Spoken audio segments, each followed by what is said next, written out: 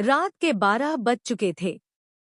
एक छोटा सा कस्बा जहां सड़कें सुनसान और सन्नाटा गहरा था। उसी कस्बे में राजू कुमार नाम का एक संघर्षरत स्टैंड अप कॉमेडियन रहता था। उसकी कॉमेडी में ज्यादा लोग दिलचस्पी नहीं लेते थे क्योंकि उसके जोक्स पुराने और बेसिर पैर के होते थे। लेकिन राजू को उम्मीद थी कि एक दिन वह मशहूर कॉमेडियन बनेगा। एक दिन उसे एक अजीब फोन कॉल आया। दूसरी तरफ से एक भारी आवाज थी। तुम्हें हंसाने का हुनर आता है, पर क्या तुम डराने का हुनर रखते हो? राजू ने मजाक समझा और जवाब दिया, मुझे बस मंच दो, लोग अपने आप डर जाएंगे। फोन कट गया। अगली सुबह राजू के दरवाजे पर एक निमंत्रण पत्र रखा था। उस पर लिखा था, मनोहर हवेली में कॉमेडी नाइट, इनाम 10 लाख रुपए, केवल हिम्मती और हुनरमंद कॉमेडियन के लिए। राजू की आंखों में चमक आ गई। उसने सोचा, ये तो मेरी जिंदगी बदलने का मौका है। हवेली के बारे में काफी डरावनी कहानियां मशहूर थी। कहते हैं वहां काली छाया रहती है जो किसी को भी पागल कर सकती है। लेकिन लालच के आगे डर कहाँ टिकता है। डरना मना है, राजू ने खुद को समझाया और चल पड़ा।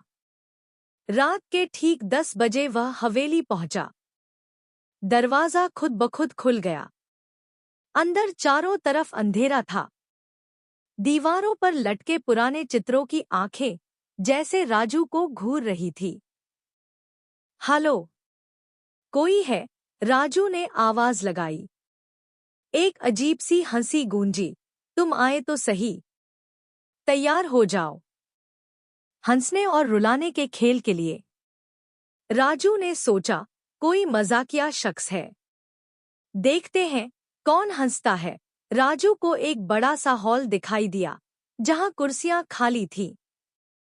लेकिन जैसे ही उसने मंच पर कदम रखा, कुर्सियों पर परछाइयां प्रकट हो गईं। वे इंसानों की तरह दिखती थी, लेकिन उनके चेहरे नहीं थे। राजू ने पहला जोक मारा, क्या भूत कभी सेल्फी लेते हैं? नहीं, क्योंकि उनके पास फेस नहीं होता। पूरे हॉल में जोरदार ठहाके गूंजे। लेकिन राजू की रीढ़ में एक सिहरन दौड़ गई क्योंकि उन ठहाकों की आवाज मानवीय नहीं थी, वो किसी दूसरी दुनिया की लग रही थी। जैसे जैसे राजू ने अपनी परफॉर्मेंस जारी रखी, हॉल की दीवारों से खून टपकने लगा। ये तो स्पेशल इफेक्ट्स हैं, उसने खुद को तसल्ली दी। तभी एक भूतनी, जिसका चेहरा आधा जला हुआ था, मंच पर आ गई। वह धीरे धीरे उसकी ओर बढ़ी और बोली, क्या तुम सच में हमें हंसा सकते हो? राजू ने कंपकंपाते हुए कहा, माँ, मुझे मौका दो। भूतनी ने कहा, अगर तुम हमें हंसा पाए तो तुम जिंदा रहोगे, वरना। राजू ने सबसे मजेदार जोक सुनाने की कोशिश की।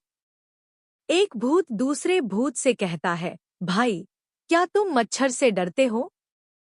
दूसरा भूत, नहीं। क्यों? पहला भूत, क्योंकि वो इंसान का खून पीता है। हॉल में सन्नाटा छा गया। राजू का दिल जोर से धड़कने लगा। परछाइयां धीरे धीरे उसकी ओर बढ़ने लगी। और एक और सुनो, राजू ने घबराते हुए कहा। भूतनी ने रुकते हुए कहा, सिर्फ हंसी नहीं, सच्ची हंसी चाहिए। वह हंसी जो डर के दर्द को मिटा दे। राजू को समझ आ गया कि उसे कॉमेडी नहीं, दिल से महसूस कराई गई हंसी चाहिए। उसने अपने संघर्ष के दिन याद किए, जब वह भूखा था और एक दोस्त ने उसे हंसाकर खाना खिलाया था। उसने वही कहानी सुनाई, जहां उसने भूख के बावजूद अपनी मां को हंसाने की कोशिश की थी। इस बार हॉल में असली हंसी गूंजी।